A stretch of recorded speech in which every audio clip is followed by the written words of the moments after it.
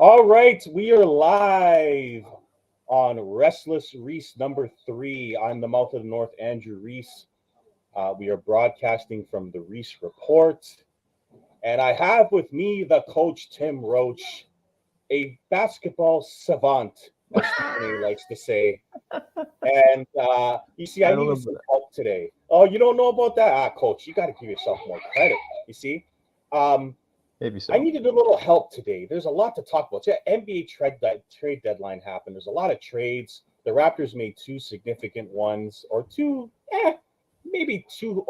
They're okay trades. They're not significant, but see, I brought Coach on because he had quite the Twitter response to these trades and wasn't sure and might still not be sure about these trades. So I'm going to ask him about that. Hello to Andre. You're here. Very happy to see you. Hopefully we get more, but we're gonna talk and you can respond as we go along. We'll answer questions as we go along. But yes, I'm gonna ask him about the trades because I know he's still not sure about them. And then we'll talk about the impact they may have had on the Cavaliers game, even though it was a beatdown. We'll get into that. And we'll talk about some other NBA trades too, because we like to talk NBA here, not just Raptors. We'll also talk about Gradey Dick and his emergence in February and how he has really come into his own, getting regular minutes, averaging 20 minutes a game in February. There's JD. All right. JD. Thank you for tuning in. Always like that you're listening to me. And thanks for the Gradey Dick shows when he wasn't getting any minutes earlier in the season. I was mad. So thank you for that. I don't have to be mad anymore. He's playing and he's showing what he can do. So we're going to get into the trades first. And Coach, this one troubled you, but I'm going to say what the trade was. So we got Kelly Olynyk from the Jazz and Ochai Agbaji. I hope I'm saying that right. Agbaji. Uh, Abaji. Abaji, thank you, Abaji. It was said a bunch of times, but I couldn't get it. But thank you for that. And we gave up Otto Porter, who will be best remembered as a player who barely played for us and had a toe injury for an entire season. Um, Thaddeus Young, who will always be remembered for the trade that shouldn't have been made, and then gave us some decent minutes at a position he shouldn't have been playing. And um, sorry, he wasn't a part of that deal. It's Kira Lewis Porter and a 2024 first round pick. Now, what I will say about this is this: there were a lot of people upset about this trade. There are two reasons why this trade makes sense, and then I will let Coach go. Kelly Olynyk's Canadian. He's 33 years old. He's had his fun in the league. It's very, very likely he wanted this move, and it's very likely he'll stay in Toronto. For anyone who watched the Cavs game, the guy got an ovation and put his hand up to the crowd. I don't think he's going anywhere. I think he's going to stay and give us front court depth and 40% three-point shooting. God knows we've needed a big for 3 years now that can shoot threes. That's a big man. He's not great defensively, although he showed Mobley he can still block shots against the Cavs. And he can get you a bucket and a rebound. So that's a positive. For the first round pick that everyone's pissed about, the Raptors have 3, possibly 4. Masai outwardly said he does not like this draft and traded one of those picks for a guy that was picked 14th overall in 2022 that he likes. He can shoot the three. He's athletic. I don't know too much about him, but I'm going to give it to Coach. Coach, you went back and forth on this trade. I don't see the negative in this trade, but you tell me what are your thoughts? You've had a couple of sleeps, a couple of nights to maybe think about it. What do you think of this trade? I actually have liked the trade. It's the Dennis one that I didn't like, but I'll get to that in a second. Right, we'll get to that. So I view this trade in 2 components. We traded Otto and Kyra Lewis Jr. for Olynyk. That's what that aspect of the trade was. It's similar to the OG trade in that sense. Yeah. And we traded that late 2024 first, which I'm glad we got rid of that, for Ochai, who's 23 years old. Yes. And I heard some people online say, "Why are we trading these picks? We stink. We suck." Number one, this is I'll use Hopeful's language. It's a flat draft. I kind of think we'll be kind about it. Yes. But the thing is, we have the 31st pick. So Yeah. that's going to be a first round talent for second round money. So that makes more sense to keep that pick instead of this late first from which would be the Clippers or OKC. That's going to be the 28th or 29th pick. Why keep that when you're going to have the 31st pick? So I actually love this deal. This deal made a ton of sense to me. Olynyk has a skill set that we so desperately need. I think Bobby had mentioned in the press conference that Scotty has probably hasn't played with a big like Olynyk. I only wish Siakam would have too. Have the both of them playing with a guy like Olynyk would have made a lot of sense at the time, but I won't go down that road yet. Um, no, Olynyk, I think he's expiring. They don't want to bring him back. That's up to them. I think they will bring him back. I think they should bring him back for a variety of reasons. Yes, there is the Canadian component, but I think it's the skill set when it's all said and Yes. done. I Yes. think the skill set in which he's able to stretch the D on the floor, his passing abilities, averaging 4 assists per game. There is a new philosophy on how this team views bigs now, and it's happened within the last year. Yeah. Pirtle, Olynyk, and Porter. These aren't really guys that I would say are. They're definitely not Vision 6'9", but they're passing bigs. So they're really prioritizing bigs who can pass. I guess I'll just put it that way. Yeah. Um, so for this particular deal, I actually really like it. It makes a ton of sense. And look, Ochai, he's a NCAA champion. He won at Kansas, 4-year player. I think there is some upside for sure. Yeah. Now he's a little still a bit raw. He needs to work on the jump shot for sure, but Yes. I think great athlete. He's got a good build to him for 6'5". I think he could fill out a little bit more. I like to see him put on another 10 pounds, and I think that he can. Yeah. And give him the opportunity to start guarding some of these wings and guards throughout the league. I just like that better than Scotty doing that because this team has this habit of putting Scotty on Garland. I didn't see it last night, and I was happy I didn't see it because I want Scotty around the rim blocking shots. That's what he's really good at. He's Yeah. really good at being a help defender. So Yes. I really like this trade. I was tired of seeing Otto Porter not play and sit on the bench when I think that he's okay. Kyra Lewis, Hmm. you churn two guys who don't play for two guys who do play. Can't complain about that. Yeah, and I don't think people realize Kelly's been a really productive player for a long time in the league. On good teams. I mean, Miami. He's been around the league. He's shooting 43% from three. Like that alone, let alone anything else, made me happy because we just don't have any bigs that can shoot. We don't have any bigs, period, which showed in the Cavs game. Like their size just destroyed us in that game, and we'll talk about that after we get through the trades. But like even if he's not the biggest big, and I have this question here from Andre, and I'll bleed it into my answer. It matters if he's Canadian because he's more likely to stay. It's as simple as that. If he was an American player and we traded for him and he was on an expiring deal, he'd probably want to go to an American team that could probably win a championship. But I think with a guy like Kelly Olynyk, who's 33 and towards the end of his career, um, he'll likely want to stay where he was born. I mean, look, we saw Kawhi go home to California. If he was Canadian, maybe he stays and we win two more championships. It does matter where you're from. It does matter where you're born. It does matter if you want to go home and be with your family. Um, so I think from that standpoint, it matters. I think it matters for RJ when RJ's contract comes up. I think that there's a good chance that he'll want to stay if the team progresses to better than what they are now with the young players they have. So it is important for Canadians, for our team to get international players and Canadian players because they're more likely to stay than not. Um, Outside of DeMar DeRozan, I can't think of another player that stayed past his rookie deal. You guys can try to help me out with that.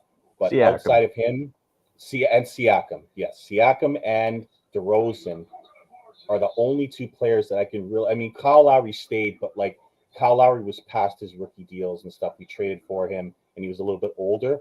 But as far as guys that we drafted and wanted to keep, a lot of them have left, and so um, I think there's some value in bringing international players here and Canadian players because they're more likely to stay than American-born players. I just think that's a fact. I just think that's how it is.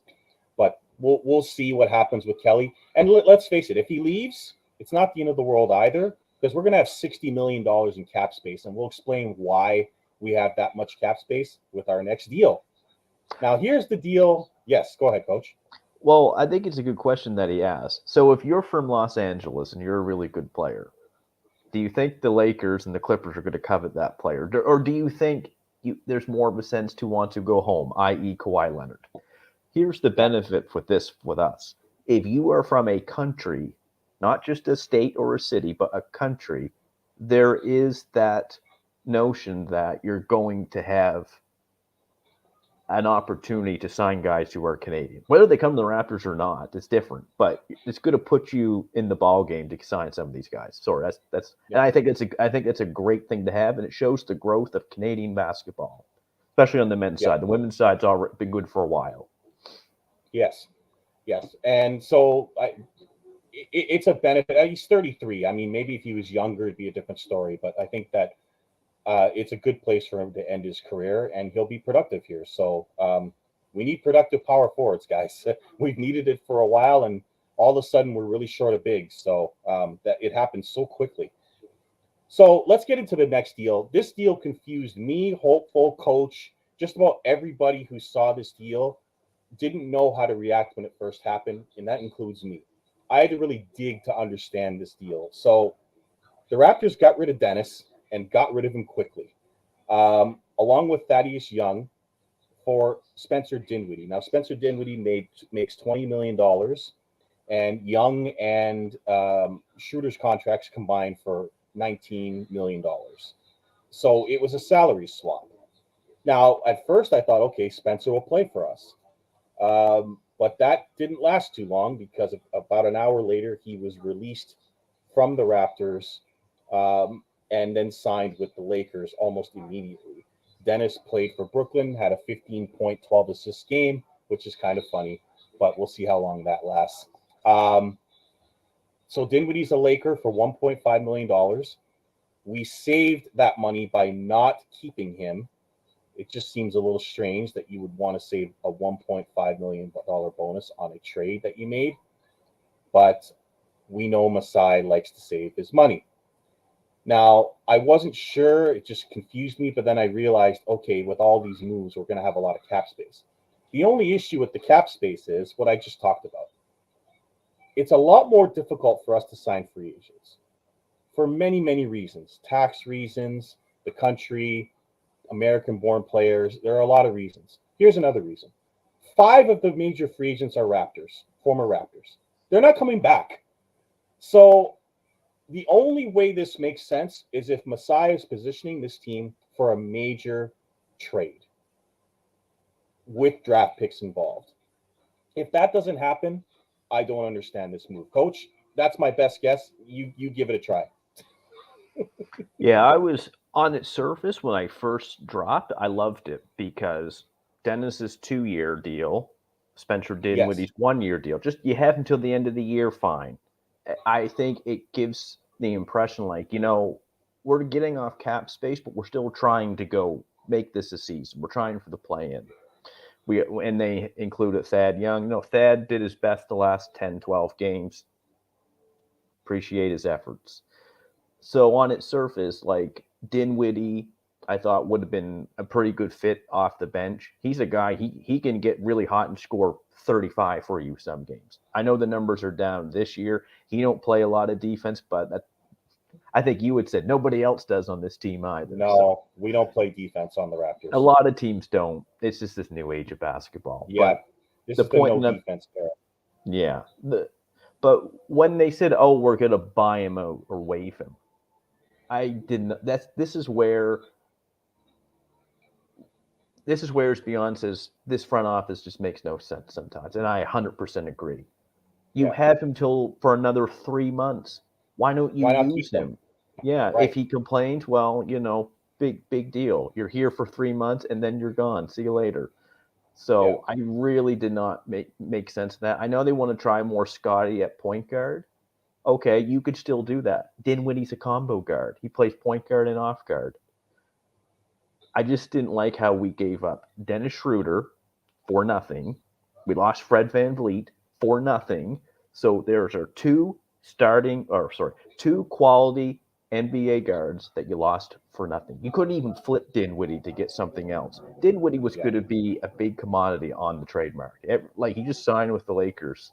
You could have flipped him maybe for another pick down the road, even a couple of seconds down the road, fine, whatever. Just get something back for these guys.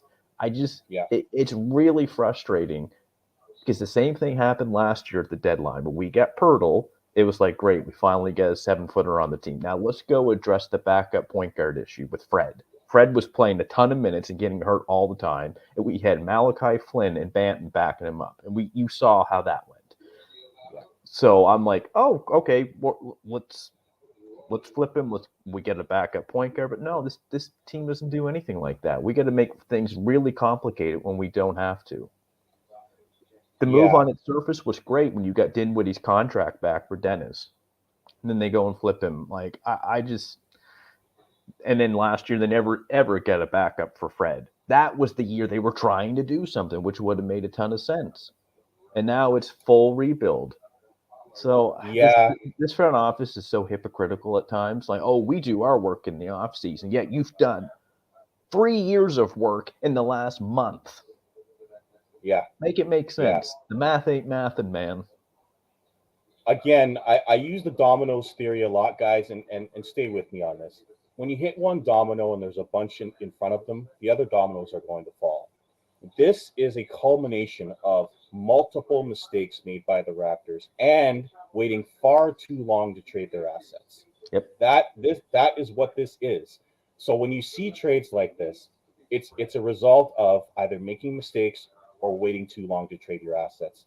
And Dennis Schroeder turned out to be, I mean, he's fine as a second, as a secondary player. The problem is he wanted to start on this team. And he made it clear he wanted to start on this team. And I think they knew that he was disgruntled. And they didn't want him going into next season disgruntled and not starting because there was no way he was going to start from this team going forward. Okay, so you have a problem. You need to get rid of it. Apparently, according to Andre, Spencer Dinwiddie was a problem. Now, Spencer Dinwiddie was not having a good season. He was playing worse than Dennis, to be honest with you. So you have two salaries you can match. When two salaries get matched, and we'll go into the other trades later, you always get a pick or something in return. It's never salary for salary. Typically, you'll get something back. The Raptors gave up two players and got nothing in return for them. For basically a $10.5 million cap exception, I believe, and another $4 million cap exception. So that's where the cap space comes from. So you can sign guys like Dante DiVincenzo or someone like that in the future. But you could have kept Dinwiddie and still had the cap space. That's the part I don't get. He would have left, and you could have used him. Now, there was a log jam at guard. So at first I was like, okay, maybe they don't want to bring Spencer here because it's going to take minutes away from players. And I was like, wait a second. I'm good if he leaves because I don't want minutes being taken away from Gradey. And you've already added Mr. OA to the team who you want to give minutes to. You probably don't want to give minutes to another older guard. That's why you're getting rid of Dennis. But in that case, if the Lakers were going to get Spencer Dinwiddie anyway, you could have traded Dennis to the Lakers and gotten a prospect from them. But they probably didn't have the cap spaces, which is why they waited until he got bought out and only spent $1.5 million on him. So the Raptors always seem to be on the short end of the stick when they make deals.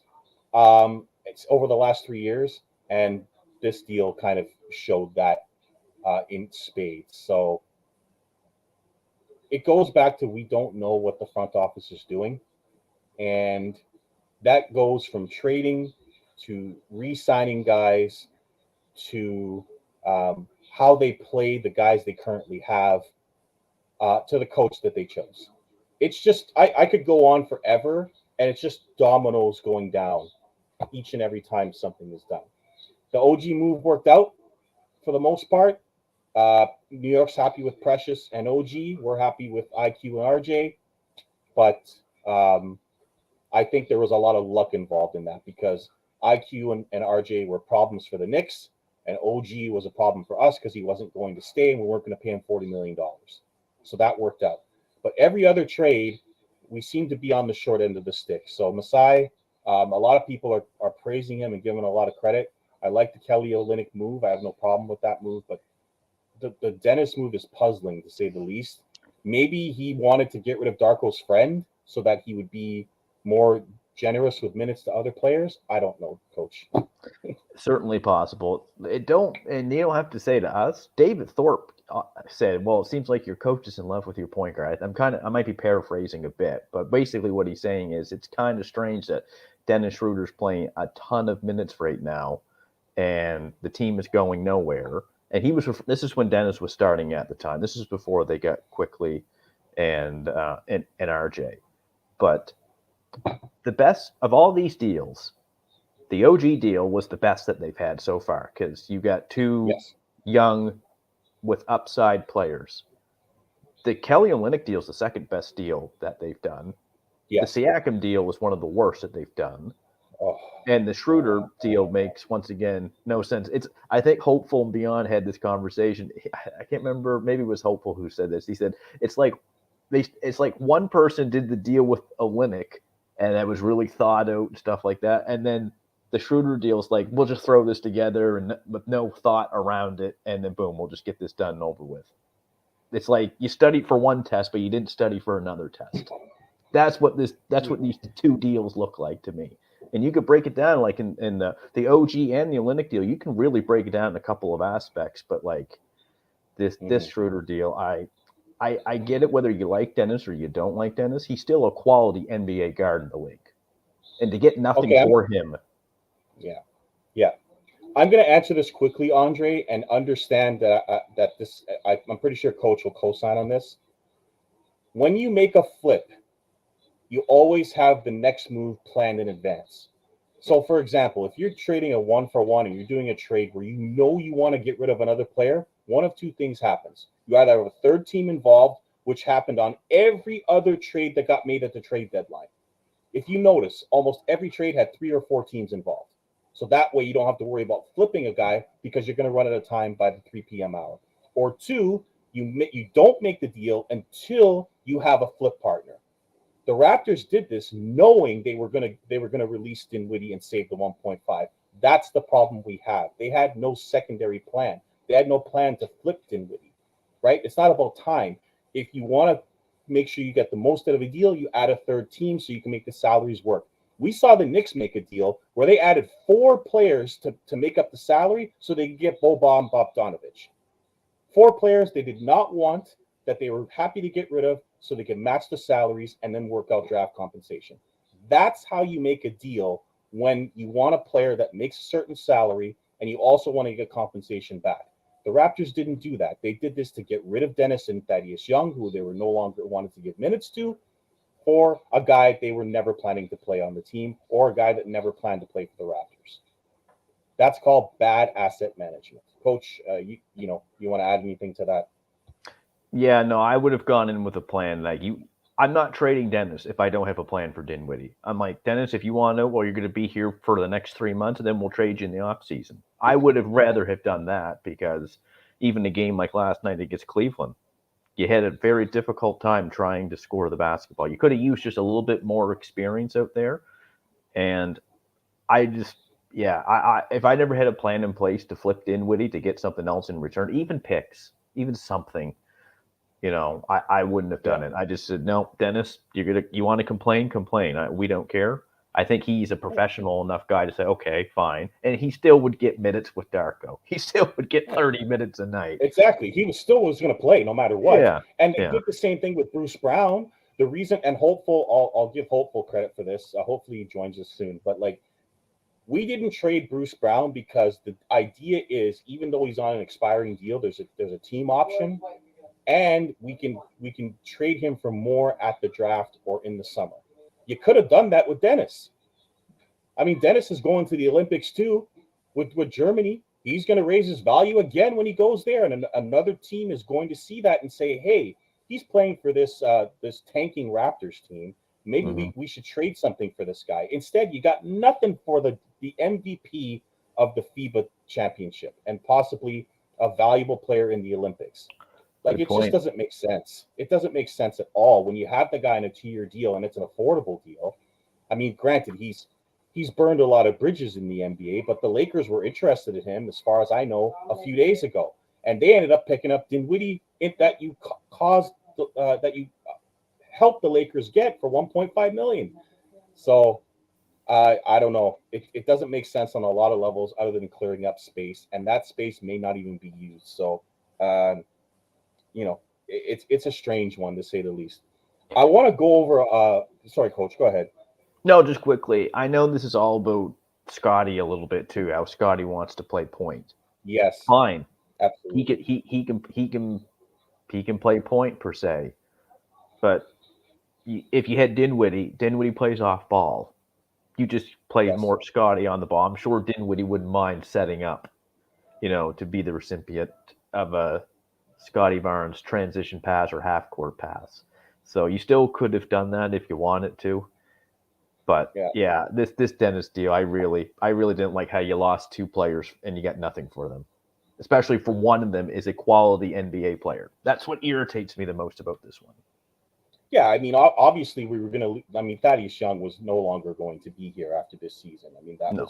that was obvious. But you had to make the salaries work, and so you basically, this is a salary dump. That's all this really accomplished. I mean, I find it hard to believe that there would have been zero interest in Dennis. So I guess we'll find out as reports come along here.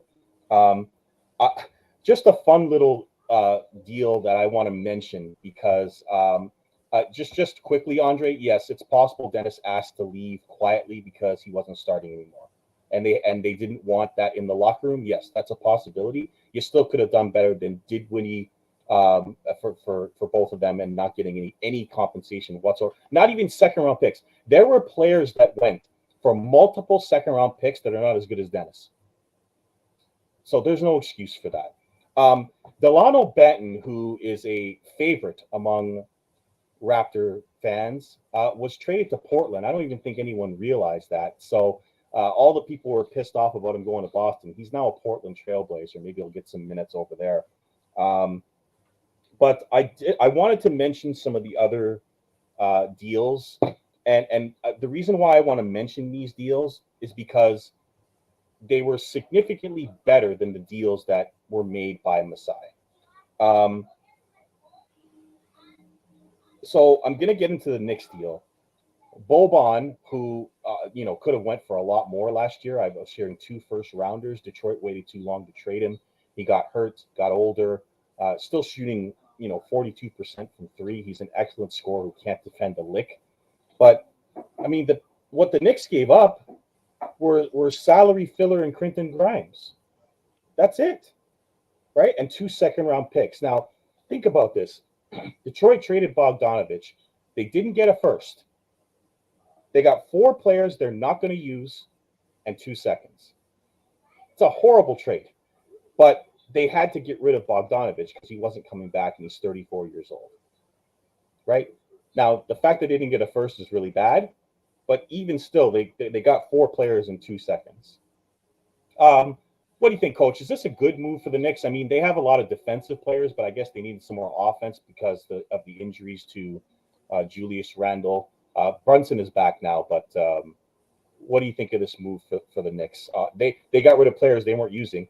Flynn, Fournier, and Arcanado they weren't using.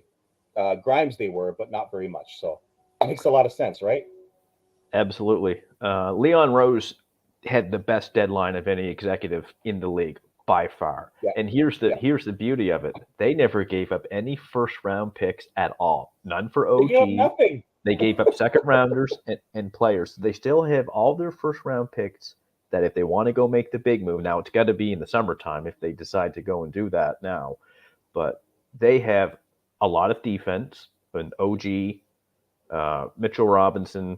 Hartenstein is solid, man. He's I know he's been underrated, but he looked pretty good on this team, that's for sure. Brunson and Randall are 2 stars.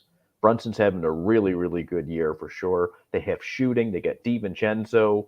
They have OG. We know can shoot.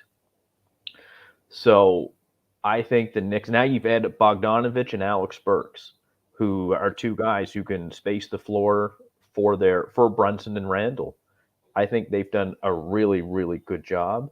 They could be the second best team in the East. I know there's a bunch of teams there like the Knicks, Cleveland, Milwaukee. I'm going to put Philly out of that. There's no way with Embiid they're going to be second in the East. There's just no way. But when you look at Cleveland, the Knicks, and the Bucks, we don't know what's going on in Milwaukee. But if they get it together, they definitely have the talent.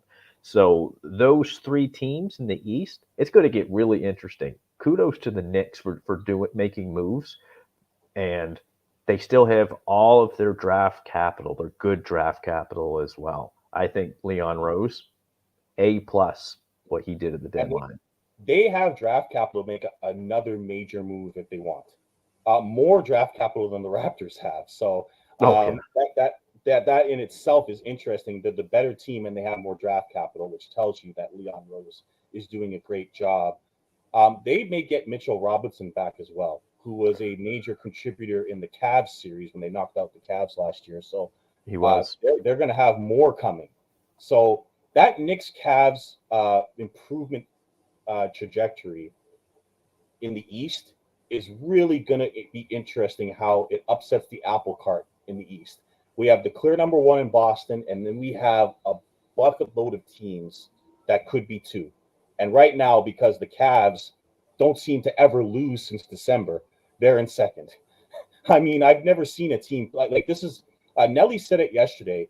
They're the Boston Celtics of 2 or 3 years ago when they had Ime. They were 500, and then in January the players must have got on board or what have you, but they just started to click, and they didn't seem to ever lose from January on.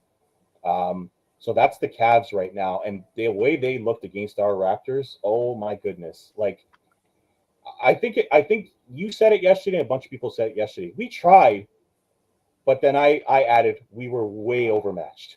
Oh yeah. Like, it would not have mattered what we did. Go ahead. Let me ask you something. And if you want to be a contender, do you need a superstar? Number one. Yes. Okay. Do you need some outside shooting? Yes. Do you need length? Yes. Cleveland has all of that. Yeah. Yeah. And they got a good bench too. Get a good bench as well. LeVert, basically, I don't know if LeVert won Sixth Man of the Year. I know he's been close a few years. And when you have Mobley and Allen, who you can always have on the floor at all times, one of them at least. And Garland, he's a quality. He was an all-star, I think, last year. And Donovan Mitchell's a superstar. Man, that guy can play. I really like Mitchell. Cleveland looks really good. Cleveland is a team. It's not going to shock me if they were to take down Boston, truthfully, in the playoffs. They have so much length. Boston, they get no depth. That's their problem. They get very little depth. If they get in foul trouble, it's going to be trouble for them. And they didn't do much at the deadline. So, and health will be a big part of this. If the Cavs are fully healthy, they're going to be very difficult to beat. You could see the difference that Mobley makes with his length, especially on the defensive end. And when you have Jared Allen out there, like, making easy buckets and creating so much havoc in space, like every time the Raptors went out to guard the three, Allen's open for an alley-oop. Every time they tried to stay in the paint, Strus is hitting threes, or that white kid whose name I cannot remember, who makes crazy threes from everywhere, is making a three. And if they try to stay with the pick and roll, Mitchell's blown by them for a layup. There's not a whole lot you can do to defend that team right now. No. Their team definitely has floor raisers and ceiling raisers mixed in. We are very low on floor raisers right now, especially after the Siakam trade. That's something the Raptors need moving forward. Thank you, Andre Miro. I could not remember his name, but the guy can really hit threes. Every time I see him play a game, he's knocking down threes. So what a great draft find that was. So there you go. Andre, yes, we agree. The Denver Nuggets are the exception. They weren't a top 10 defense last year, but in the playoffs, they were excellent defensively. So if you can turn it on in the playoffs defensively, then it's okay to not be a top 10 defensive team in this NBA. Golden State for years was a top 10 or the top 5 defensive team when they were winning championships, but they were overmatching everybody. In that respect, there's not a whole lot of defense played in the NBA, but the two teams that play it are the Cavs and the Knicks. So watch out for the Cavs and the Knicks. The Clippers out west are number one, but they don't play a lot of defense. Neither does OKC. Neither does Dallas.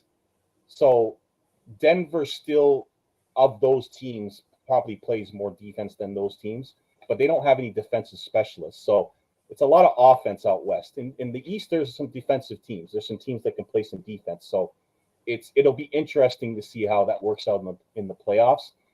Philadelphia is going to need Embiid back, or they have zero shot of winning anything. Tyrese Maxey's an excellent player, but he can't carry them. And I wanted to get into them since we're going to talk about Philadelphia. They added Buddy Hield for Doug McDermott and Court Motz, and 2 seconds went to the Pistons. The Spurs get Marcus Morris in a second. Again, no first-round picks given up, and very little productive or players that had any impact on Philadelphia given up, and they get Buddy Hield. Tell me why the Raptors couldn't get Buddy Hield for Pascal Siakam. I'll wait. I wish I had an answer for that. That's what they gave up. For me, it's not even Buddy Hield. It's one of their young prospects. It's the Jalen Smith, anybody, the Walker. Tim, anybody. Yeah. No, and it's not just like I've seen on some of the Raptor shows too, as well. Like a lot of people are just like, how did we not get one of these other players? Like for one, it's a logjam now in Indiana with all of their force that they have, and we just couldn't get one of them. Okay, my question to you, Andre, is why not? He's an expiring deal just like Kelly Olynyk is. He's an expiring deal just like Spencer Dinwiddie is. At least it's something. Maybe you convince him to stay. He helps you space the floor. He makes threes. He can't defend, but our whole team can't defend. If he leaves, he leaves. It's no different than any of the other deals we made. We traded for Bruce Brown. He's a free agent next year. What's the difference? Like you might have been able to convince Buddy to stay too. I think Beyond has educated me a little bit on this. I think there's a higher Bohemian population than there is in Indiana here in Toronto. They had so many players, and we got Bruce Brown. Now I'm not insulting Bruce Brown; he's a decent player, but like they had so many players, and we got Bruce Brown and Kira Lewis and a bunch of draft capital that nobody wanted outside of the 2026 pick. Like then the 76ers get him for 2 seconds and Court Motz. Daryl Morey up here, Masai down here. Simple as that, guys. Come on. Like we had an all-NBA player that was on an expiring deal, and we gave him up for literally Bruce Brown and draft capital that doesn't mean a whole lot. Like I guess at the end of the day, we'll have to see where our draft capital goes, and then we can make a better assessment on the deal. But not getting a single, like we got a rotation player, but not even a starter for him. Like that's really, really bad asset management.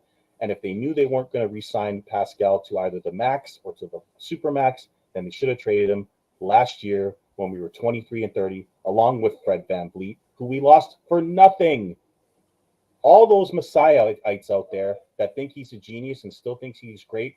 80% of Raptors Nation on Twitter thinks he should be trusted. Think about the last 2 years and tell me you should still trust this man running this team. I don't know, Coach. I'm at a loss with people who still trust him, but you tell me. Well, I think that this front office, this is I'm probably going to be the minority to say this, but because of the championship, I think they have earned a chance to rebuild this franchise. I think they're going to get 2 years to do it, if Masai is even still here. I doubt it, yes. Yeah, like that whole press conference thing. Yeah. I understand where he's coming from on a lot of it. I actually worry about, like, if you're worried about DeMar DeRozan, you're walking around for hours, and he was quite defensive during that press conference because I think he knew all the things that were being said. But my biggest thing was your best player's contract was up and you were not negotiating with him. No, I can't let that slide. You have to be in contact. Whether you trade him or you don't, or you plan on keeping him, fine. No, either way, Pascal wanted to be here and said that he wanted to be here. But if you weren't going to resign him, trade him then. You had the deals back in the summer with Atlanta, whether you liked them or not.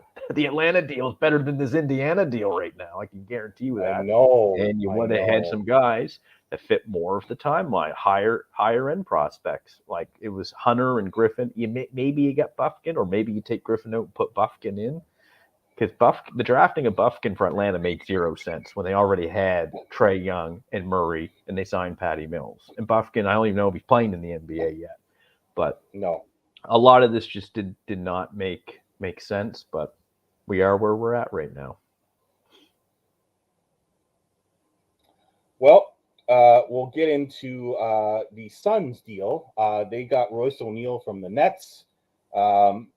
I don't want to get into the no-name players they gave up, but I will say Utah Watanabe was in this deal, which I found pretty interesting, the ex-Raptor. He seems to be going around the league whenever there's a big trade made. I think he was also involved in the KD trade, so this is very interesting to me. Again, all the Suns gave up were 3 second-rounders. No first-round picks. Royce O'Neal, if you remember, was originally traded to Brooklyn for a first-round pick. There was obviously filler in that, but it was basically 3 first-rounders and draft filler.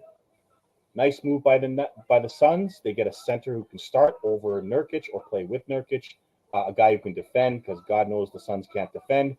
We saw Steph Curry make a ridiculous 3 to beat them yesterday. The Warriors are really playing well and could scare a few teams at the top of that conference if they keep playing as well as they are. And Steph Curry has not stopped. He's kept playing through all the garbage that's happened with them this year. They didn't make any moves. They didn't trade any of their kids. There was a lot of Siakam rumors there. Did not happen. So nice little move for the Suns, coach. Yeah, no. Look, they're in win now mode, and they are. Their luxury tax bill's got to be through the roof right now. But I appreciate that they're going for it. I do. So Royce O'Neal, who played with KD, who KD said, "Yeah, we need this guy to come play." That was all that's about. So, of course. yeah, I mean, do I think the Suns are going to win? No, I don't. I don't think No. I think they might make it to the second round just purely on talent if they're all healthy, and that's a big if because Beal's been out most of the year, KD's been hurt, Booker's been hurt, so this is the last chance move for them. You know, coach, when they made the Beal move, I'm like, why? And I don't think Beal's a bad player.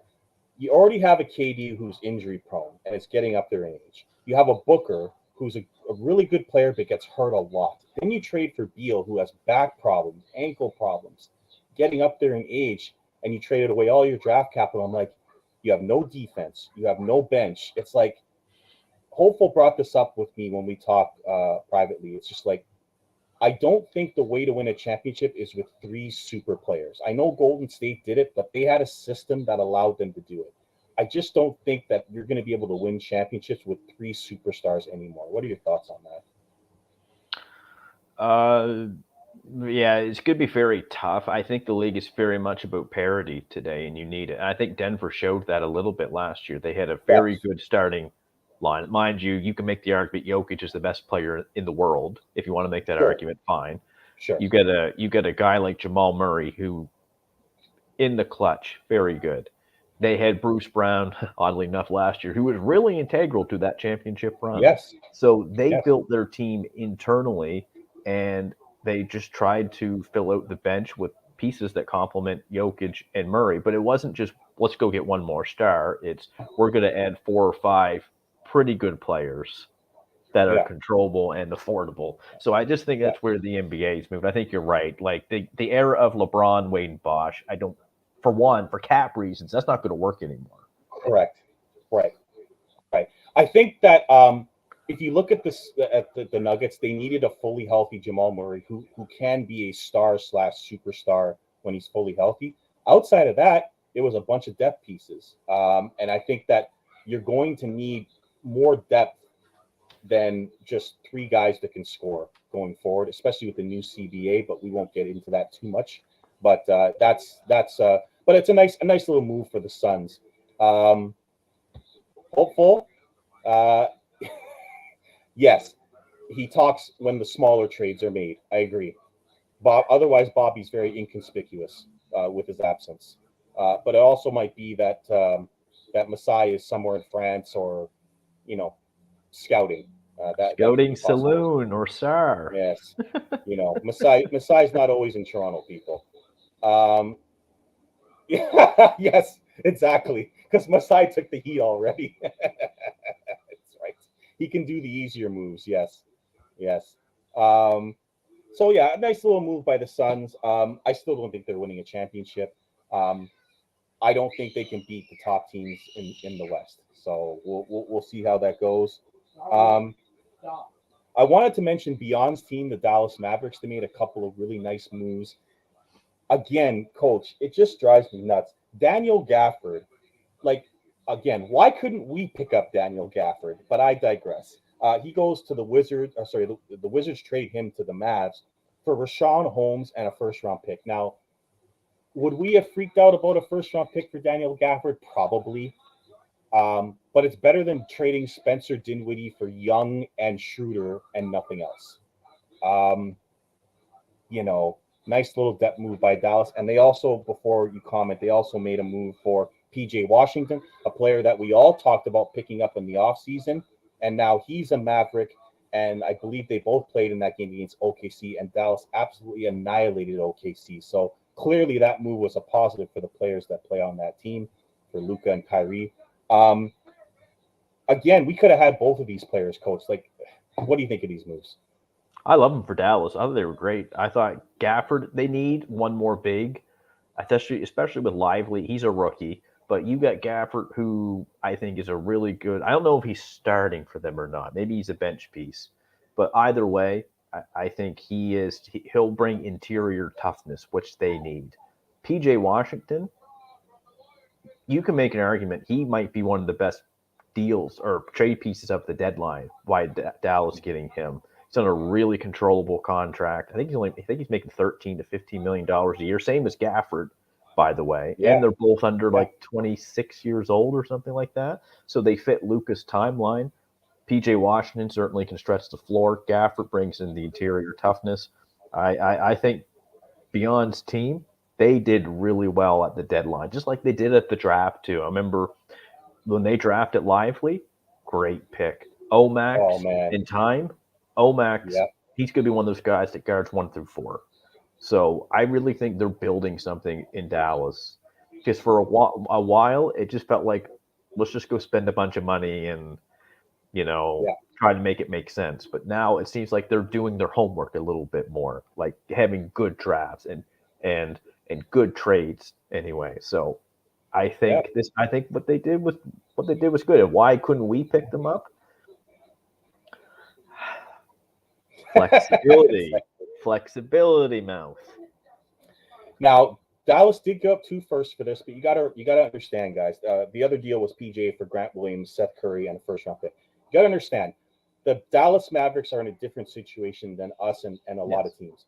They have Luka Doncic with 2 years left on his deal. They have Kyrie Irving, who they just re-signed to a massive contract. There's your two big contracts. They have a timeline where they got to do something for Luka, or Luka can bounce. So this is all to try to win now and worry about later because Luka is a generational player and Kyrie is an excellent player when he wants to play. And so you got to go for it now and hope that Luka's happy with it and stays. I think a lot of this, coach, an underrated thing about these Dallas moves is maybe it's because Mark Cuban is no longer involved in the day to day and meddling with the management. Perhaps that's why these moves were made. Maybe Typically, Mark Cuban is big fish hunting and not small fish hunting. So maybe that's a part of it. But I maybe like these so. moves too. Yeah, Yeah. no, but these guys are under controllable contracts too. So when the new CBA comes in, you get two guys for the price of basically 30 million, like these two guys combined. I think that's really good. Two guys who can play right now and help Luka win a championship. I'm just reading Hopeful's comments here. I see he's making lamb chops. There you go. There you go. He's getting ready for the Super Bowl. It's so good. I think This one here, I'm gonna say this very nicely. The NBA schedule maker does not like Darko or the Raptors.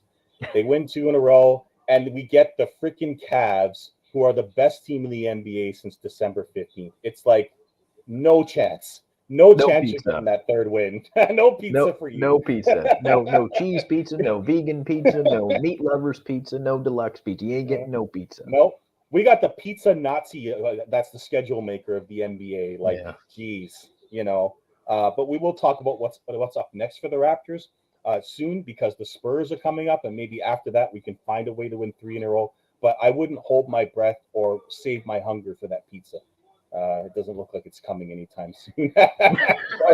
The schedule makers knew that Darko couldn't afford lunch after the fight.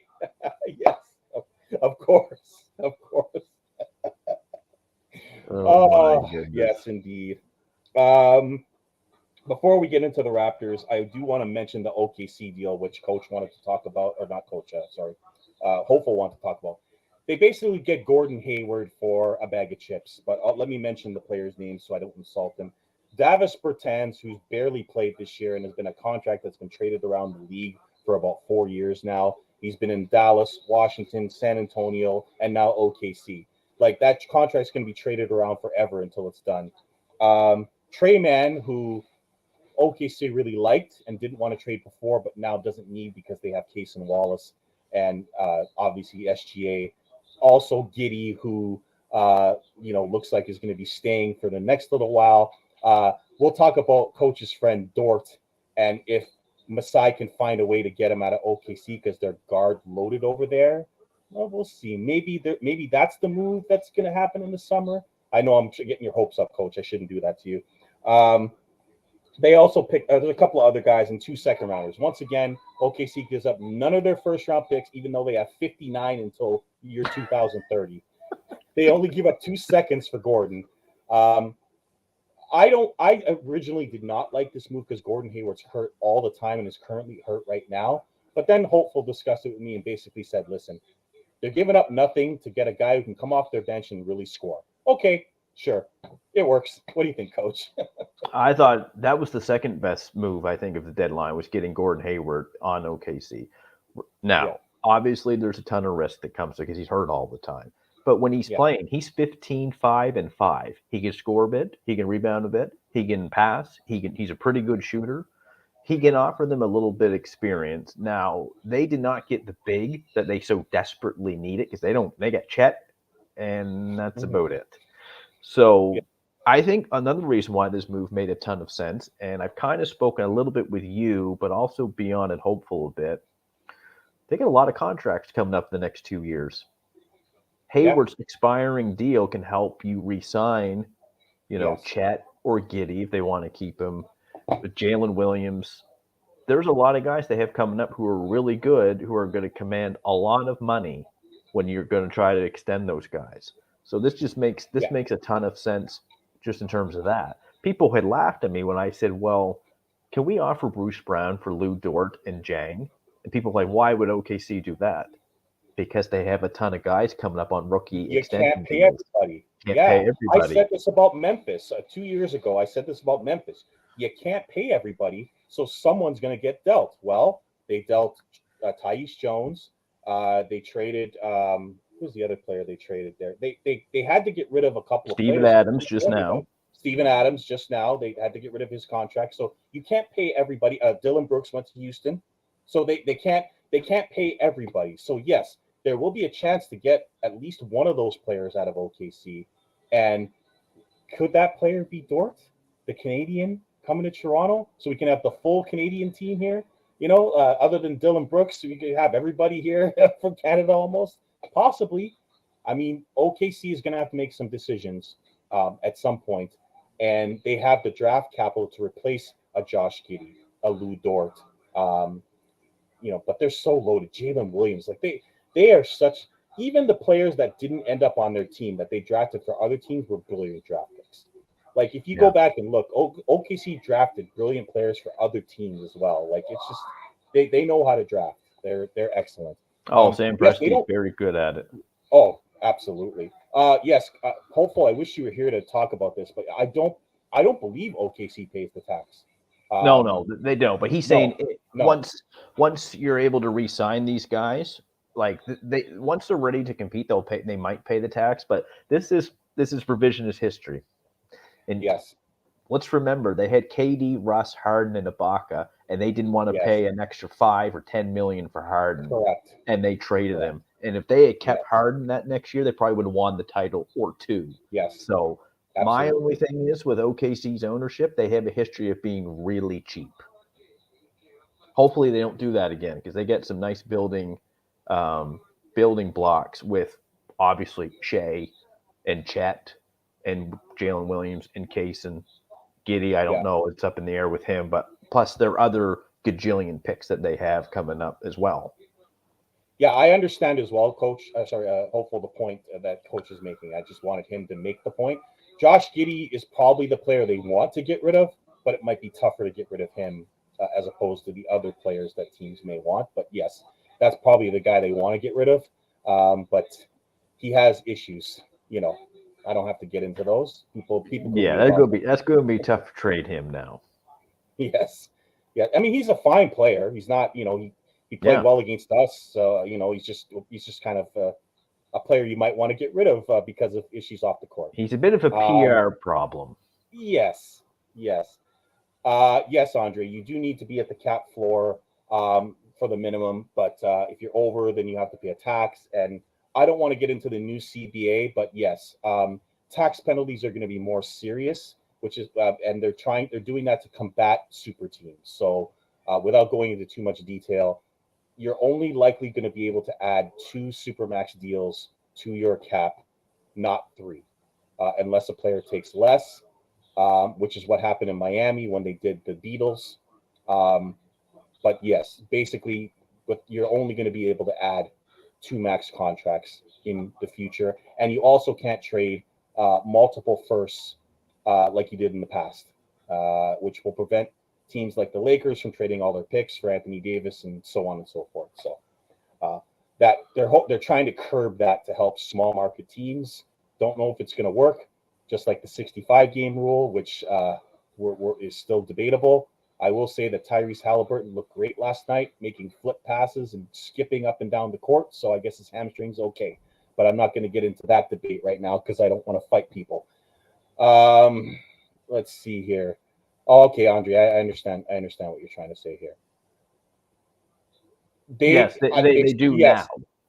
They do now, but they can't pay everybody. Those players are going to want max deals. They're not going to take less. This is not hockey where they're going to take less to stay together. These players want to get paid, so there are going to be players they're not going to be able to keep. Is Dort on a good deal right now, Coach? I don't have it in front of me, but he's making like deal, right? $15 million over like the next 3 years. He actually, his contract is really good. But Jalen Williams and Chet, like those guys, are probably going to get. Chet's getting the rookie supermax. Jalen Williams might get it or be close to it, and then Case and Wallace at this point, by looks of it, looks like he's going to get a good deal. Giddy's almost untradeable. I don't know what they're going to do with Giddy. You got Shea's contract, so it's going to get a little interesting moving forward what they do. And I only say that because if this was the Phoenix Suns or Golden State, well, they'll pay the tax. They get no worries. OKC, don't know about them in the second apron once that comes around because the second apron is the boogeyman right now to all these teams, and you can't cheer for your players now to do well because they might get the supermax. God forbid they get that. That's right. So ridiculous. It's ridiculous. I mean that is a negative of tying salaries to bonuses and all the NBAs to bonuses and all that. And then it hurts you on the cap. Like I think that's really silly. That's a part I completely agree with. It being silly. It's stupid. You have to cheer against your own team. Like I mean, this happened in Golden State when Klay Thompson didn't get all NBA. They saved $40 million on his deal and it allowed them to sign KD. Didn't make Klay Thompson very happy, but it gave them the cap space to sign KD and then later add Andrew Wiggins. So it sucks for Clay, but they did win another championship. And then Curry got his $60 million, which was long overdue after he was on a discount deal of 4 years, $44 million, which is the reason Golden State got to get all the players they got, because Curry had ankle injuries, which allowed them to sign him on a cheap deal. Man, how these things work sometimes. But with a Pascal Siakam who's healthy all the time, it doesn't really work that way. So I digress. Yes, they still paid Clay, but they didn't have to pay him the supermax. That's the difference, and it allowed them to save money to get Andrew Wiggins in that massive deal with Minnesota, and for a short term deal, KD. But it worked out for them because they had a Curry on a cheap deal. So that's sometimes you get lucky if you sign guys early. So those are basically the main trades of the trade deadline. Here's hoping that Masai actually has a plan and you know, works out something where he can take advantage of another team's cap situation. But I don't have a whole lot of confidence that having all this space means that we're going to be able to make a major deal. We do have a lot of pieces, but a lot of those pieces either other teams are not going to want or are players that we're not going to want to trade. We have Bruce Brown, we have Jakob Poeltl. Outside of that, we have Gary Trent, who's going to probably leave for nothing now. Yeah. I don't know why we didn't trade him. We have Chris Boucher, who, if I'm reading the tea leaves right, nobody wanted him, or he would have been traded. So we still have a lot of players that are just sitting here making money, and we have some decisions to make. We're already small as it is, so it'll be hard to get rid of Jakob, but I don't think that contract is going to age well, and we need to add some bigs and some players that can defend, because we just don't have any guys that can defend outside of Scotty in the paint and Jakob in the paint when he's not blown by a faster guard. We saw that in the Cavs game. They made him look like a topsy-turvy. You remember those old, like, maybe I should say fidget spinner. They made him look like a fidget spinner sometimes, the Cavs. I mean, he's just turning around and around and around, and then the next thing you know, he's being alley-ooped on by Jared Allen. So that wasn't a fun game to watch. But we will get into these games a little bit, because I know Coach talks with Basketball Rebound about the games. Just briefly, nice effort against Houston. Almost a complete collapse in the fourth quarter. And then the Cavs game, despite really trying hard, really overmatched. And there are levels to this. And the Cavs are playing at a level that we have zero opportunity to match. Good on Scotty getting a triple-double. And we'll talk more about Gradey's development and how well he's playing since getting regular minutes, which is one of the only reasons I watch the Raptors right now. But and we saw some minutes from our new players. That was nice. But what I want to ask is more than about the games. Coach, is Gary Trent Jr. still on this roster, but likely won't be here next year. You would agree with that, correct? I would say he's not coming back. Right. What is the point of starting him over Gradey Dick right now? It's a good question. And I think it was Hopeful who said before the season, he's like, Gradey could start halfway after the All-Star break. Now, with Gradey's start to the year, we did not think that was going to be a thing, and I understand that. In the last 12 games, he's shooting 44% from three, which is really good. We're seeing Gradey really active on defense, taking charges. He just looks way more comfortable out there. And if I'm seeing some of the comments in the chat, I'm going to spend the money on getting a big. I actually, oddly enough, can't believe I'm saying this, we might have enough shooting now, which is really good to see. I think we have 5 or 6 guys shooting over league average. We had 2 last year. So Gradey, if he's not starting, it's going to be the 6th man off the bench, and that's a very cheap asset as well. I'm saying that from a financial standpoint, and that's really good to have. But I don't see the point in bringing Gary back. You got RJ, you got Gradey, Ochai, quickly. They want to pay Scotty more.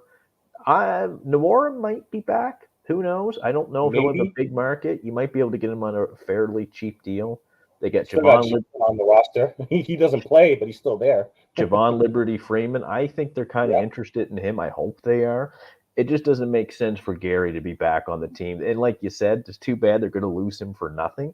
I don't know if there was yeah. much of a deal out there from what my understanding. You might get a couple of second round picks. You know what? Get the cap space back. You might as well at this point. Yeah, this is my point. Like Gary, outside of gambling steals and hitting threes, doesn't really give you much else. Grady's giving you rebounding. He's giving you defense where he's taking charges now. He's giving you he's giving you reverse layups. He's giving you threes. Like he just gives you more. And last time I checked, the player that gives you more and is a first round pick that you're trying to develop, you probably want to give him more minutes. Now he's averaging 20 minutes a game. Coach mentioned 44% from three. I mean, he's on fire right now. And the biggest difference with the threes is, coach, he's not hesitating. There's no fake and hesitate. There's no fake and don't not take the shot or make a quick pass. He's shooting the ball right away when he gets it. And when he knows he can't get a shot off, quick pass or quick drive, no hesitation, which has led to a 49% field goal percentage and an 86% free throw shooter. Tells me, considering who we have going to the line, he's going to be the technical free throw shooter in the near future if he gets to start. So God bless Scotty. Send Grady up there if he's on the floor for pity's please, sake. Please just send anyone who can shoot over 85% from the free throw line. You saw last night against Cleveland once again. Now it wasn't Scotty. I'm not saying Scotty was. It was more RJ who was missing free throws constantly. Jakob missing free throws. Man, it's a problem with this team, and it has been the whole year. I'm guessing they shoot free throws in practice, but it's rough. yeah. I mean, and you look at Grady. He had he was fouled on a three yesterday. He went to the line, and I'm like, it looks like Steph Curry at the line. It's like swish, swish, swish with no, like it's a beautiful stroke. Like anyone who can shoot like that, I can't see how he's not in the league for at least 10 years. Like, and he gives you other things. He's not just shooting. So like for people who wanted to give up on Grady, I feel sorry for you because that kid's not going anywhere. And if he keeps moving off the ball the way that he has in February and parts of January, which he was not doing earlier this season, he's going to be a very difficult person to guard. And you saw it in the Houston game where players were running to him, and that left open spaces for a Scotty, for guys to drive the lanes. It left other guys open for threes. That in itself, even if he doesn't shoot, is valuable for any offense, coach. Yeah. Grady's looking just more comfortable out there. I know Samson Folk had tweeted out about his elbow to wrist mechanic yesterday, and I've never really had an issue. Like I think he was saying like he was referring this the form looks good. I thought the form has Mhm. always looked pretty good. He had a little hitch in the beginning. I just kind of wonder if that was a little bit confidence related. Like Yeah, man, like I'm starting to see the Gradey Dick that I saw at Kansas last year now. It's yeah, just taking some time. He's just turned 20. So I wasn't really overly concerned, like, oh, he's a bust. Like some people had him listed as a bust. I don't know if he's Keontae George good, but you need someone like him who is 6'7", good athlete, who can shoot. And I think the biggest thing for me is defensively, he's looking like you could put him out there and he might lead the team in charges by the end of the year at this rate, which is saying something. yeah. And any kind of defense the Raptors can get would be nice right now because outside of Scotty and Jakob in the paint, we can't guard anybody. I mean, it's just the No, Cavs just. they'd have a I mean, difficult it was job just trying to yeah, defend you and I out there, I think. yeah. It's just what we're fine in the paint, but outside of the paint, we can't guard like a stiff breeze. It's so bad. The Cavs made us look like I've never seen a team like. Obviously, we've looked bad a lot of the year, but like they really made us look bad defensively yesterday. Like the passing was so good that I'm looking at Darko and I'm like, is that what you want? because unless you have those players, you're not getting that kind of offense. Just the ball was just moving from across to there. It's just, and then when it slowed down, you got Jared Allen making alley oops, and it was just like there's just no stopping them. I mean, No. the Raptors got 95 points because they couldn't make a shot. Their life depended on it yesterday, and no one else really gave them anything outside of Scotty and Gradey, and they're just not going to win if RJ and IQ only give you 10 and 8 points. There's just got no chance.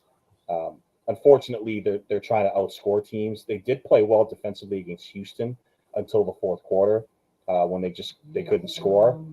But it's going to be a struggle to win any game, guys, and that includes Charlotte, San Antonio, Detroit. Like it doesn't matter who the team is; they're going to struggle to win every night. I know people think that the rebuild is happening and it's here, and we're going to be competitive next year. Um, Unless we're trading for a superstar next year, I don't. I think there's going to be tough sledding for a while here, and that's despite Scotty being an all-star. Who, congratulations, you made the team as an injury replacement, but Scotty's going to need help. He can't win by himself.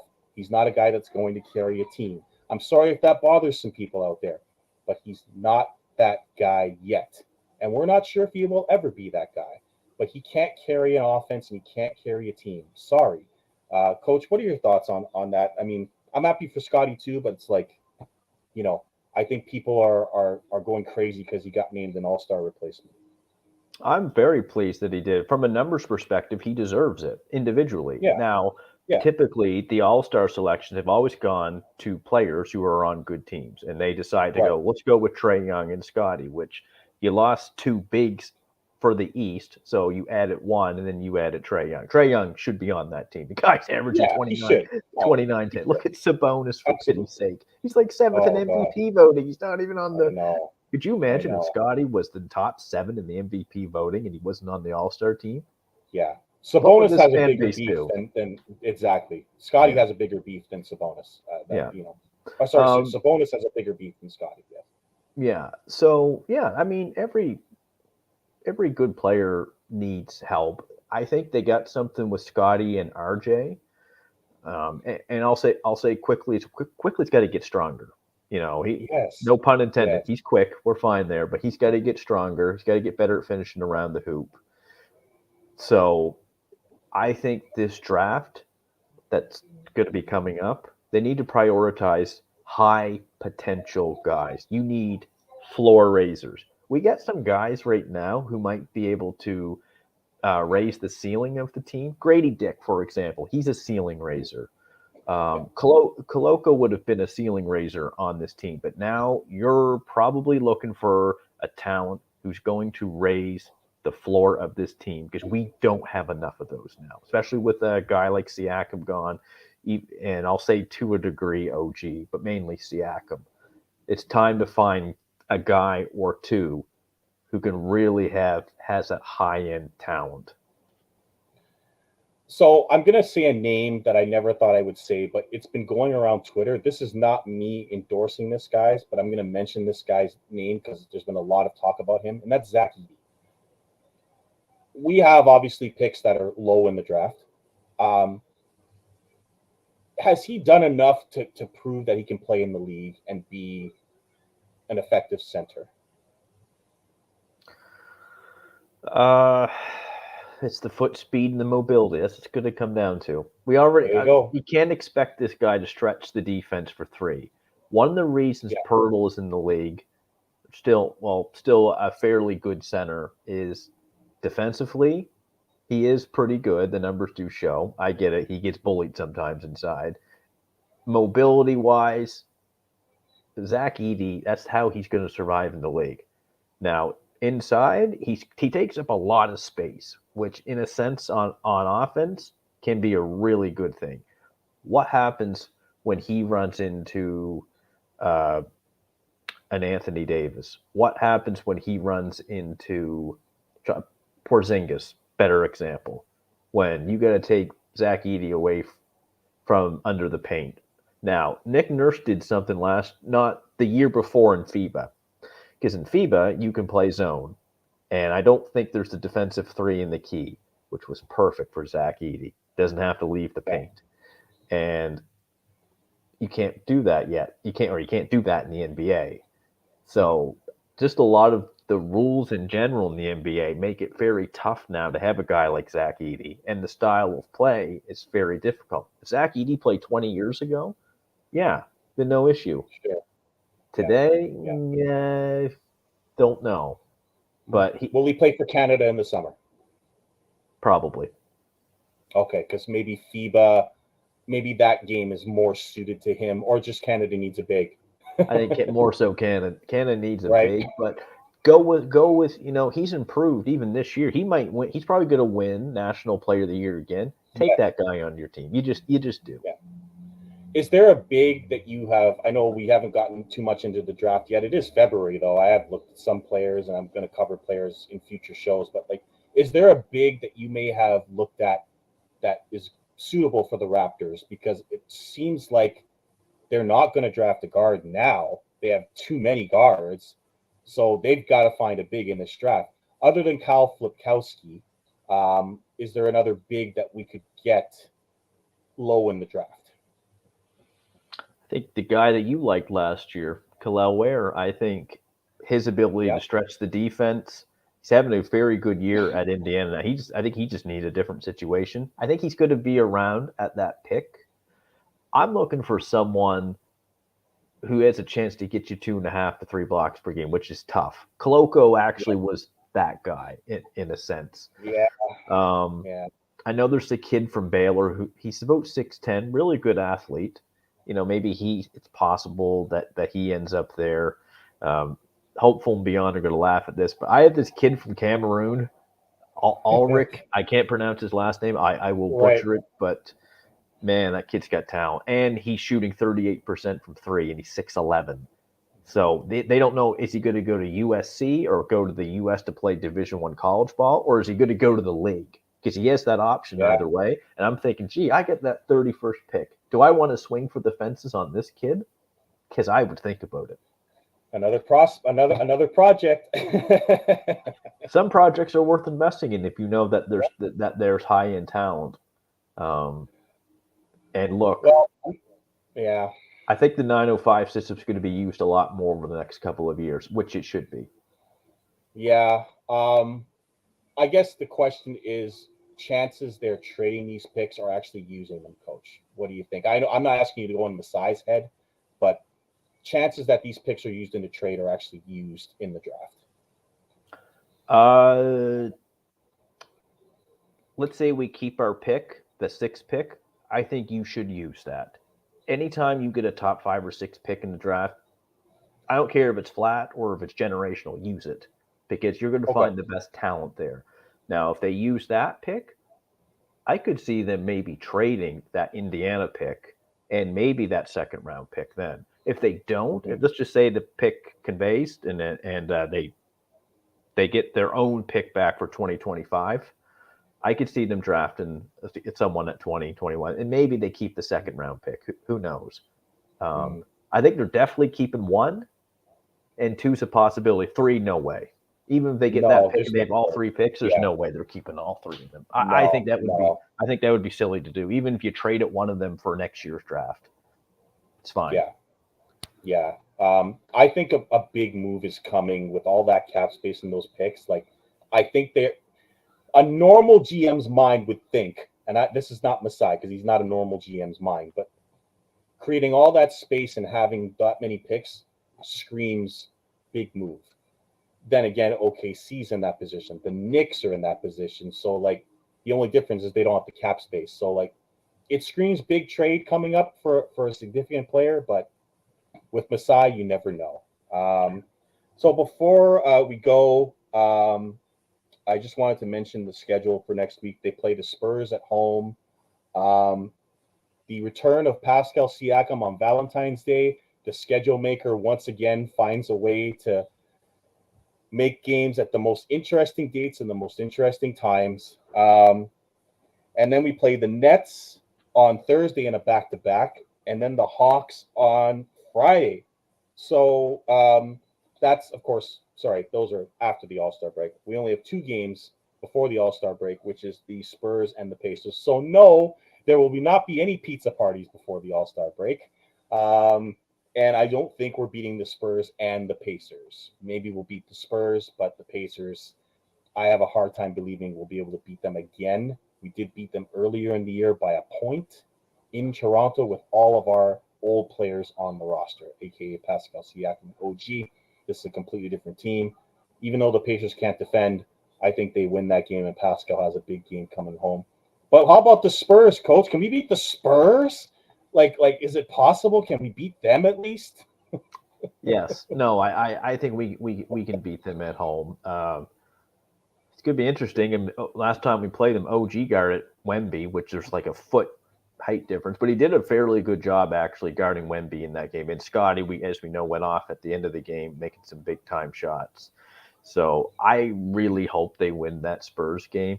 Wednesday game against Pascal on take your sweetheart to the game. Who knows? I mean, Indiana's a better team right now. For one, Yes. They're deep. They can score 200 points if they wanted to. Yeah.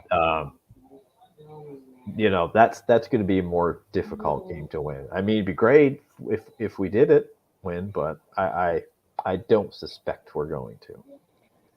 Yeah, if you think the ovation for Fred was nice, wait till you hear when Siakam comes back. Great job by the Raptors. They did a nice tribute and big ovation for Fred, but I think Siakam's going to be even louder and more of an introduction when he comes back on Wednesday. I'll say this for Monday's game. I'm really looking forward to seeing Wembanyama because he's not normal. I don't even think he's human. I think maybe he's one of those guys that Charles Barkley saw from outer space that came down to play basketball. Like the Monstars are here, and he's one of them. So when the Spurs get a team around him, watch out because it's close, but I still think he's the better rookie between him and Chet. That's one of the closest races we're ever going to see for a Rookie of the Year award. Brandon Miller has woken up and arrived and is really going nuts for Charlotte right now. So I guess before we go, I'll ask, who's the favorite? Well, who do you got? You got Miller, you've got Wembanyama, and we have Chet. I believe when you did my show earlier this year, you said Brandon Miller was going to win the Rookie of the Year, if I remember correctly. And I think I said Chet, but I'm not sure. But yes. Who do you think? I kind of went back and forth between at the time, so I was totally wrong about this. Brandon Miller and Scoot. Yes, I thought with Wemby, because I know the Spurs, they'll shut him down or he might get hurt. And with Chet, once again, he's coming off an injury. You have no idea really what he's going to look like. So as of now, man, it's tough because if you want to take the team record, Chet's made a massive impact on OKC's record right now.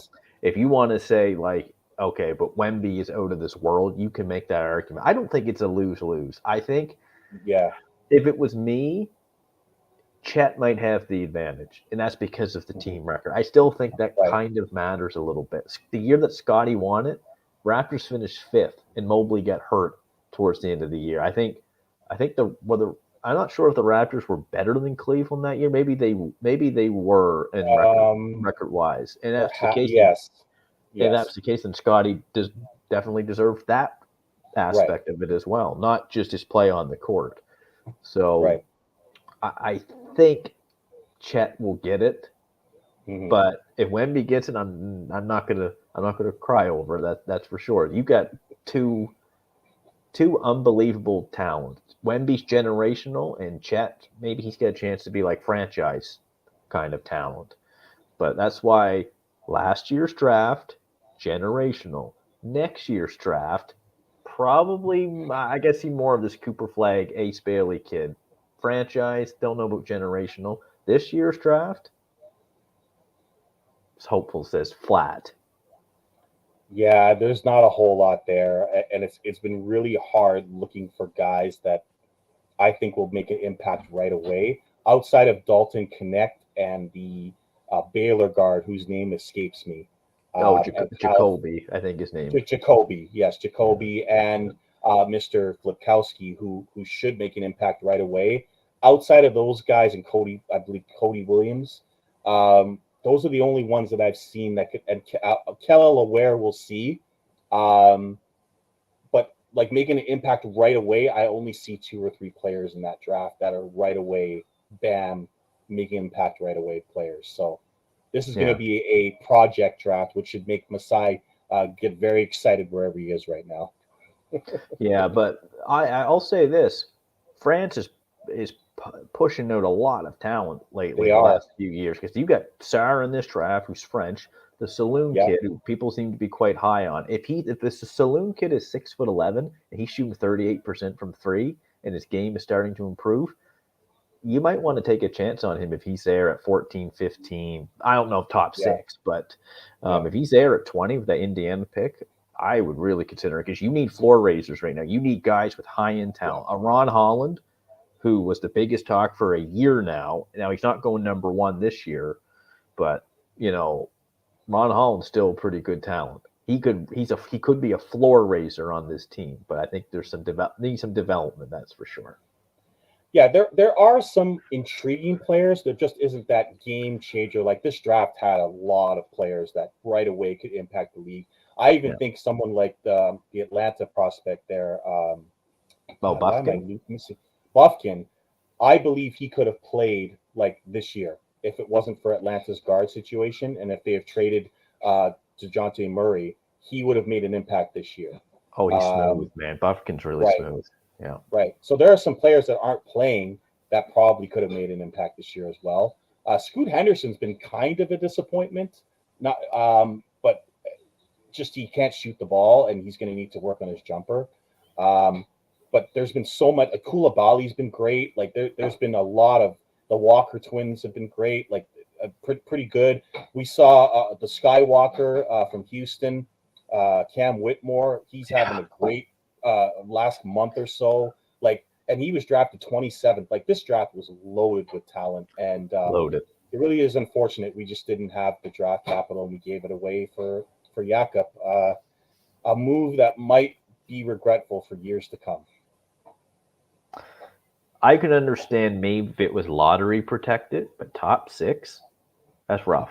Because if it was lottery protected, you could still make the play-in and still keep your pick if it was lottery protected. Yeah. But top 6, that's because you're okay with finishing 6th, 7th, or 8th, worst team, because you'll keep your pick then. But top 6, man, that's the kicker there. Sometimes you do have to have a lottery protected pick.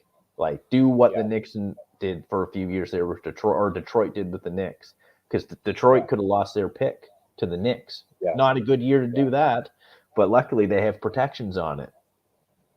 Yes, you have to do that.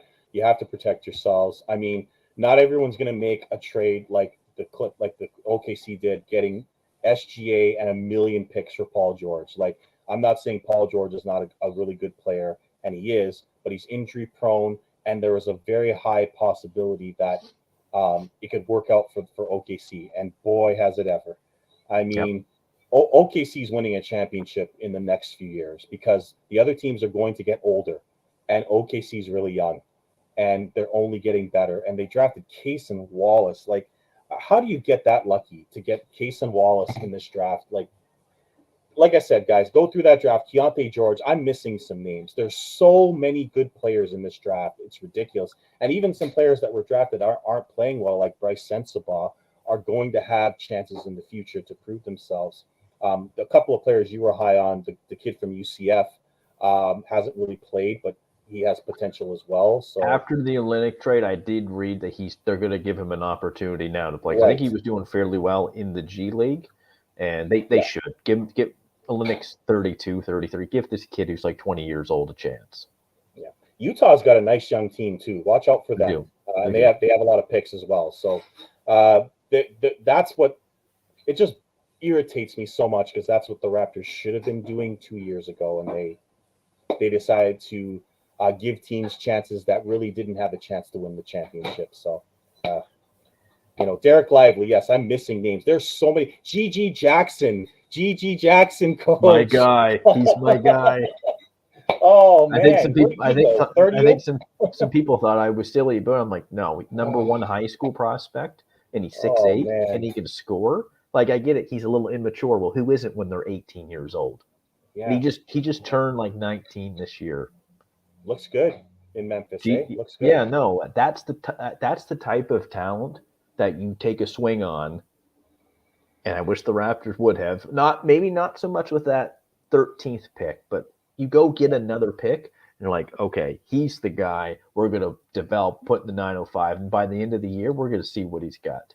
Because Yeah, that's a swing for the fence pick, and Toronto isn't exactly a free agent destination for superstars. So you can draft exactly. one with talent like that, and you go and you try your best to do it. Yeah. Another reason why the Raptors should be very careful when they trade picks because you need draft picks under team control for a long enough time to convince them to stay and perhaps develop here and be good here, which is how we won the championship to begin with. We did it with no lottery picks. I think we were the first team ever to win a championship with no lottery picks. That's how we're going to have to win our drafts. Even Jordan Hawkins, who I talked before the draft, he's had some great games in New Orleans. Like this draft is stacked and is going to be remembered as one of the best drafts ever. Um, so we've got an hour and a half. I really, really appreciate Coach coming on to join me for my live. I'm going to try to have a different guest every week, unless I'm doing it by myself. Um, before we go, Coach, I know you may not be much of a football buff, but it is the Super Bowl today, and your boy is very, very excited I about know the Super you. Bowl. He's ready to go, as you can see. Is that a 49ers jersey? Yes, it is. Okay. Shows you how much I might watch football. Might or might not watch football. But yes, I am very excited about the Super Bowl and looking forward to the Super Bowl party. But do you have a guess of who's going to win? I'll go with Kansas City. I really don't. I'm not really cheering for a team. Just I'm just excited to eat some nachos personally. Yes. Will we see Taylor Swift at any point singing a song at halftime? I don't think she's expected to, is she, or is she? Well, she's going to be there. So will the NFL like try to get her in there for ratings purposes? Well, if they want money, it would make sense. Uh, But I mean, they got who they have: Usher and I think Usher and Alicia Keys. and Reba McEntire. And Reba's doing the anthem. Yes. Oh, okay, okay. Hey, Yeah. demographics reaching everywhere. I see. I get it. I mean, Reba's got to be close to 70, no? I I don't mean, know. I remember as I a mean, kid a little bit, but she's up there. So I wish her the best singing the anthem there. I hope she does it okay. She's a great singer, yeah, but my goodness, she's up there in age, I would think. yeah. Yeah, Usher, I think I'm gonna go to the bathroom during the halftime. I'll watch Usher. He's Yeah, cool. Man, he's all right. He's all right. he's pretty good. Yeah, You know, but we'll see. I mean, it's always fun, even if you're not a fan. Check it out. It's a pomp and circumstance game. The Super exactly. Bowl. So that's a lot more than just the game itself. And if you're a bettor, there's a lot of ways you can have fun with that game for small amounts of money. So, for anyone who's wondering about the Super Bowl, I did a show on the Super Bowl. Check it out. Um, we will try to keep this slot every week. Now that football is over, I have time on Sundays. That's why I'm doing my live on Sundays. Hopefully, we'll have more people interact with us next time around. But I really appreciate Coach for coming on. Coach, did you want to plug Basketball Rewind or anything else you're doing? Uh, sure. Basketball rewind. I guess I'm not really doing much of anything else. It's just good to be on here. Good to. I really appreciate just the outlet in general as well. Yes. And no, I'm just. It's going to be tough times moving forward, but this is what a rebuild looks like. Yeah, I mean it's you can find ways to have fun with it, and I am by watching our young pieces play and not trying to worry too much about the result. We the Raptors are what they are, and I encourage other people to understand that being overly frustrated with what's happening now is we know why that's happening, and there's no point in belaboring that point. Try to watch the kids and hope and see little things that'll make you believe this team will be better in the future. We have some nice pieces that we can build with, and at least that's better than having nothing. Believe me, there were a lot worse times to be a Raptor fan than now. A lot worse. Oh yeah. After Vince Carter was traded, back in the early days when Damon Stoudemire left the team, there's been some darker moments as a Raptor fan than this. So at least there's some hope for the future. So try to enjoy the games and the little moments, like Gradey Dick hitting 4 threes the other day and making reverse layups. Those are things that get me excited, knowing that the result before the game even started with the Cavs was going to be a 20-point loss. So try to watch for the nice things, Coach. It is. No, and Right. now it's about getting another high-end talent like Scotty, which I know is not an easy thing to do, but you're going to need it. You need a floor raiser, as I said. You have enough ceiling raisers, I think. Now it's about raising the floor of the team. All right, and all I'll say is go 49ers. And this I'm very, very nervous today about this game because this is a team that has to win this year. Let me put it to you this way so that basketball fans can understand. This is the Raptors in 2019. They had to win that year because they were not going to have Kawhi. Gasol was going to be a year older. Ibaka was going to be a year older. Kyle Lowry was getting up there in age. They had to win that year or they weren't going to win it. That's where the 49ers are right now. So Gotcha. This is big for me today because if they don't win it this year, then there's going to be a lot of players that are either going to leave for salary reasons, for cap reasons, or for other reasons. So this is the year. Got to get it done. Got to beat Patrick Mahomes, who's a thorn in everybody's side because he's basically Michael Jordan in football. So very, very difficult to beat in the playoffs. Gotcha. So, all right. So that's our show, Coach. Thanks for coming on. I'll see you on the PGA Tour later. I just posted my second round score for our little club there that we're playing with. Unfortunately, Coach is not on the club, but he does play with us in a foursome. But I'll let Hopeful and Beyond look at that score later and have fun with that. Nice. That's good. But until next time, I'm the Mouth of North Andrews, and that's Coach Tim Roach. Check him out on Twitter. He has some great tweets, offers a lot of great things. Check him out on Basketball Rewind. I'm sure they'll be doing a show probably during the Super Bowl because they don't care, or maybe just after. No, Beyond cares. Beyond cares. Hopeful, no, I can't speak for Hopeful, but I don't think he cares as much as Beyond. No, Beyond will be watching the game, so it'll be after 10 o'clock, guys. But check that out. But until then, thanks very much for joining me, and we'll see you next time on the Reece Report. Goodbye, everybody. Thanks, Coach.